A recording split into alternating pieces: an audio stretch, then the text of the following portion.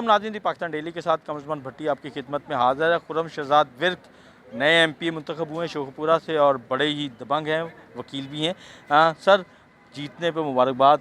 अब आप इस असेंबली का हिस्सा बनने जा रहे हैं, जिसके बारे में कहा जा रहा है मुस्तकबिल बहुत थोड़ा है, वज़ीर आला शायद आप बनवा लें, क्या पोजीशन है और इस कम मुस्तकबिल के साथ?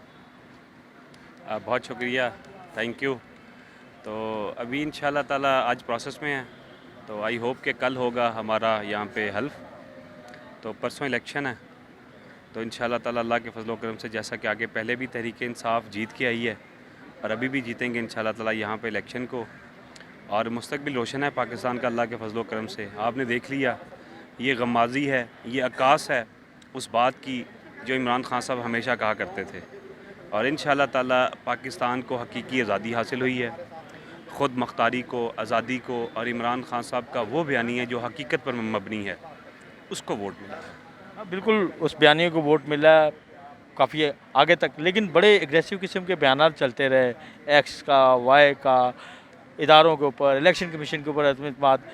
तो इस इलेक्शन कमीशन के साथ अगले इलेक्शन में जाएंगे, क्या देखें?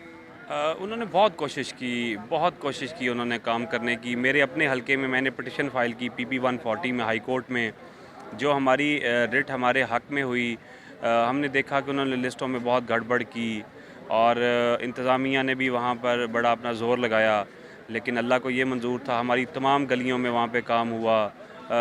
जो भी कुछ इलाके में उनको पहले वो नहीं काम करते थे, लेकिन उनको लालच था।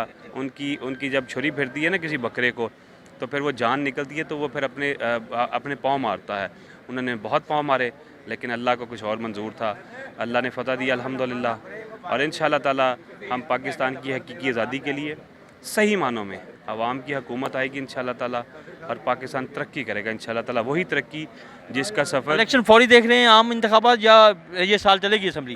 ये तो पार्टी क़यादत देखेंगी।